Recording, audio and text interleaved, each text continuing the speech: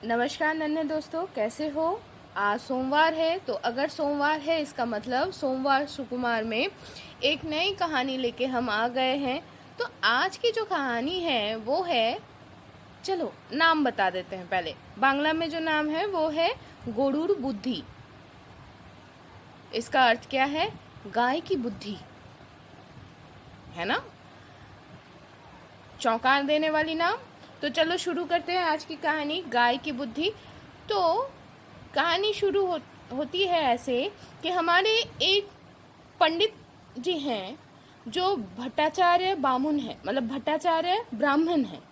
और वो बहुत ही सादा सीधा सा और शांत स्वभाव की निरीह एक व्यक्ति थे।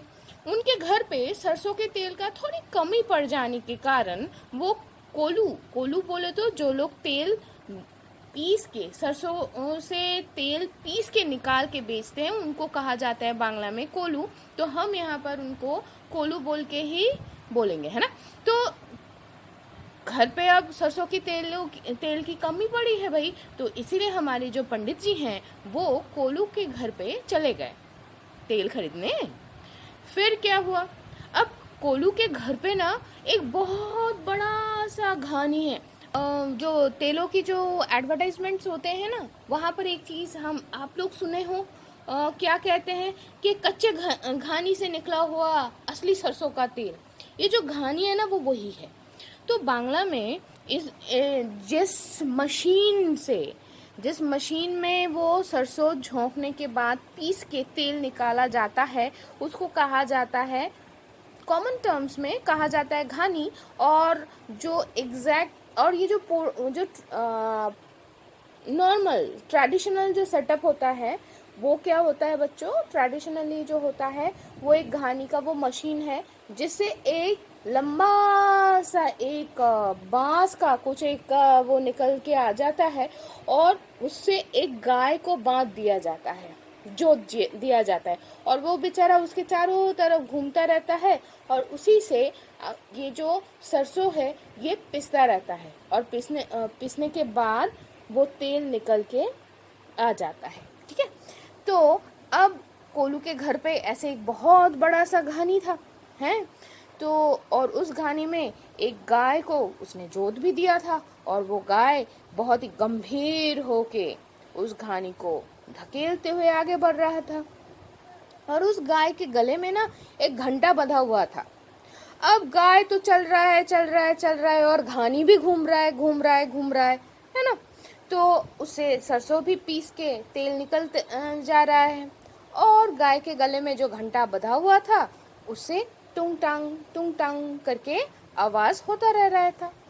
तो हमारे जो पंडित जी है वो तो लगभग रोज ही आते थे, रोज ही देखते थे, लेकिन आज उनको बहुत ताज्जुब लगा। वो आंखें गोल गोल करके अबाक होकर देखने लगे और सोचने लगे, हाँ यार, मैं ये जो देख रहा हूँ ये तो बहुत ही अजूबे वाले चीज है भाई, ये अजूबा है। तो फिर उन्होंने कोलू को आखिरकार पूछ लिया। और क्या पूछे पता है? उन्होंने पूछा, अरे अरे सुनो सुनो, ये जो है इसको क्या कहते हो? कोलू ने बोला, जी इसको हम घानी गाछ कहते हैं।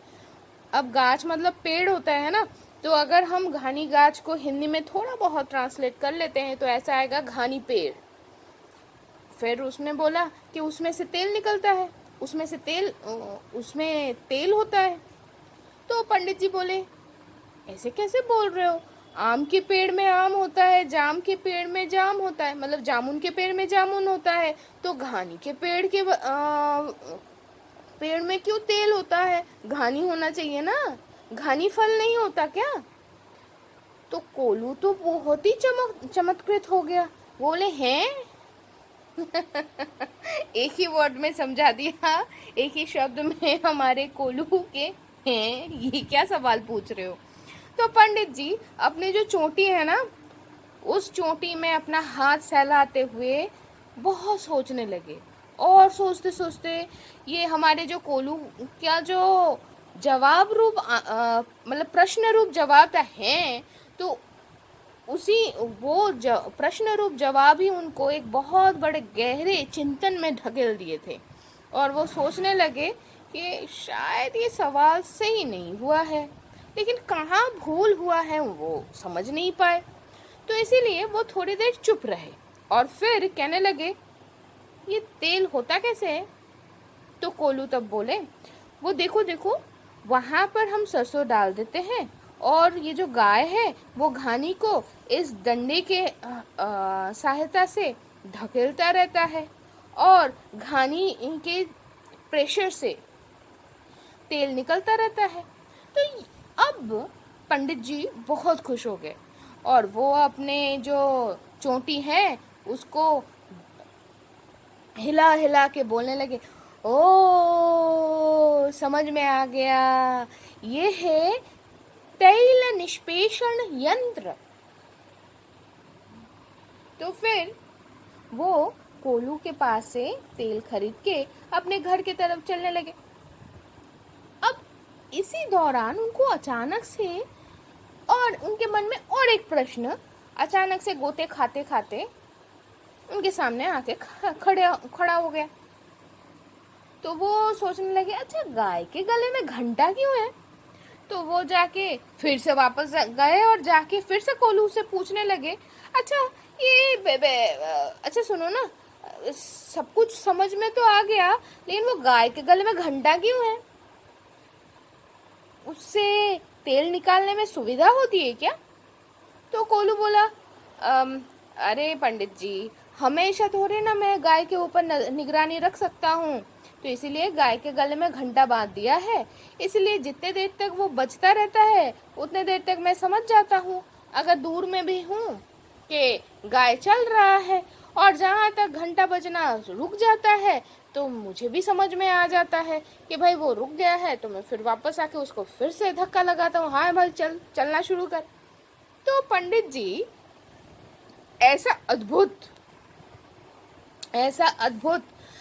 जो क्या बोले, ऐसा अद्भुत एक व्यापार, मतलब ऐसा अद्भुत एक श्रृंखला, कर्म श्रृंखला इससे पहले नहीं देखे थे। तो इसलिए बहुत ही आश्चर्यचकित हो गए।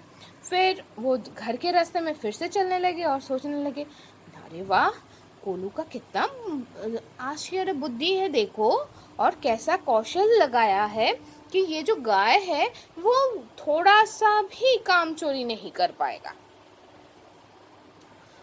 तो ऐसे ही थोड़ा सा रुका तो बस घंटा भी बजना बंद हो जाएगा और उसके साथ साथ सही मायने में घंटा तो बड़ा वाला होता है ना, हिंदी में बोलते तो ये घंटी होगी, तो घंटी भी बंद हो जाएगी, जहाँ तक बंद होगी, जहाँ तक वो रुके, तो भाई कोलू फिर से उसको धक्का लगाना शुरू कर देगा, है ना। तो ऐसे ही सोचते सोचते अचानक से उनके दिमाग में एक युक्ति सोची। क्या? कि अच्छा, अगर ये गाय एक ही जगह पे खड़ा रह के अगर अपना दिमाग चलाया तो तब तो कोलू को समझ में नहीं आएगा, तब कैसे होगा? तो भट्टाचार्य जी, हमारे पंडित जी को बहुत चिंता हुई। वो सोचने लगे, अगर ये गाय अगर शैतानी करके ऐसे ही काम चोरी करता रहा तो कोलू को तो पता नहीं चलेगा, उसको तो नुकसान हो जाएगा। ये सोच के बेचारे फिर से वापस आ गए, पता है, और वापस आके वो फिर से कोलू को जाके बोलने लगे। अब तो पूछना नहीं है, अभी तो कंसर्न के साथ वो बोलने लगे, अरे सुनो सुनो सुनो, एक बात ना मेरे दिमाग में आया है। अब इसके मतलब तुमने जो ये कौशल लगाया है, ये जो युक्ति लगाया है, उसमें एक बहुत बड़ा सा लूप होल है। लूप होल बोले तो त्रुटि है। तो ऐसा त्रुटि है कि मान लो कि गाय अगर काम चोरी करे तो कैसे करेगा? देखो, अपने गले पे तो घंटी बंधी हुई है, तो वो अगर अपनी मुंडी हिलाते जाए, गर्दन हिला दे, तो भाई घंटी तो बजेगी ही बजेगी। तो तब कैसे तुम पकड़ोगे? अब कोलू बहुत गुस्से में आ गया, लेकिन वो बोल भी नहीं पाए, भाई उसके खरीदार है और वो बहुत ही शिक्षित इंसान है। तो उसने अपने अंदर की गुस्से को जितना हो सके रोक के बोले, आप जो कह रहे हो कि ऐसे ही मतलब काम चोरी करके घंटी बजाएगी, कैसे? तो बोले, हम बोले ना कि भाई वो एक जगह खड़े होके अपने गले में बंधा हुआ घंटी अगर बजाता रहा तो कैसे होगा? तो तब फिर कोलू तब ना क्या कर रहा था पता है? तब ना वो तेल नाप रहा था और किसी को देने के लिए। तो वो अब जिसे हम तेल नापते हैं बांग्ला में उसको कहा जाता है पौला, ठीक है? तो वो पौला को नीचे रख के पंडित जी के तरफ देख के अब उसके गाय नहीं, अब वो खुद गंभीर होके कहने लगे, मेरा जो गाय है ना पंडित जी, वो न्याय शास्त्र तो नहीं पढ़ा है, उसके दिमाग में इतनी बुद्धि है नहीं कि वो तो टोल में भी नहीं गया, शास्त्र भी नहीं पढ़ा है, और इसीलिए उसके दिमाग में इतने सारे मतलब खेलता भी नहीं है। तो पंडित जी सोचे, हाँ भाई ये भी सही है, गाय जो है वो तो न्याय शास्त्र पढ़ा नहीं है, इसीलिए कोलू के पास वो एकदम मतलब क्या बोलूं, एकदम टाइट बैठ गया है, वो कुछ कर ही नहीं सकता है। तो ये सोच के हमारे पंडित जी आखिरकार फाइनली अपने घर पे तेल लेके वापस आ गए। तो नन्हे दोस्तों, आज की कहानी तो यहाँ पर ही खत्म होती है, लेकिन यहाँ पर मैं एक चीज जरूर बताना चाहूंगी कि मैं अपने बचपन में एक या दो बार ये घानी गाछ बोलो या घानी बोलो या तेल निष्पेषण यंत्र बोलो, ये मैंने देखा है, और जो मोटर से नहीं चलता था, जिसमें गाय जोता जाता था। और एक बात बोलूं, शायद शायद ना न्याय शास्त्र ना पढ़ने के बाद भी किसी एक गाय के दिमाग में शायद ये बुद्धि आ ही चुका होगा। इसलिए मैं जितनी बार भी ये घानी गाछ बोलो या घानी देखी हूँ, वहां पर गाय के गले में घंटी नहीं बंधा हुआ था, वहां पर जो फलक्रम के साथ जो रॉड मतलब बांस का जो लकड़ी, जिसको गाय के गले में गले नहीं कंधे में जो बांध के जोत के कोलू वो जो घानी को चलाते थे, उसको जोता जाता है, उस रॉड के आखिर में घंटी लटकाया जाता था। इसका मतलब इसका भी एक उपाय निकाला गया है। तो इसका अर्थ है कभी कभी हमारे बिना न्याय शास्त्र के पठन पाठन के बाद भी हमारे ये जो बहुत ही सरल ये जो जीव जंतु हैं, ये भी अपना अपना काम कर ही लेते हैं, और फिर उसके हिसाब से हमें उसका उपाय भी ढूंढना पड़ता है। देखो, तो हमारे न्याय शास्त्री जी बोलो या चाहे हमारे पंडित जी बोलो, ये तो बहुत पहले बोले थे, तब वो कोलू नहीं सुने थे, लेकिन आखिरकार सबको सुनना पड़ा, मानना पड़ा।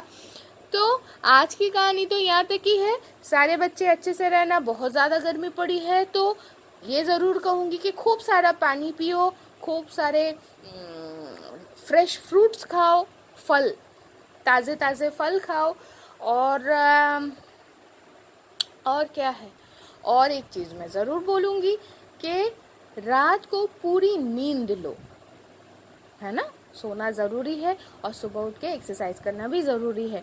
ठीक है बच्चों, तो आज के लिए अच्छा, थोड़ी देर में हम फोक टेल्स ऑफ बंगाल में एक नई कहानी शुरू करने जा रहे हैं, तो वहाँ पर सारे लोग मिलो, है ना। चलो टाटा।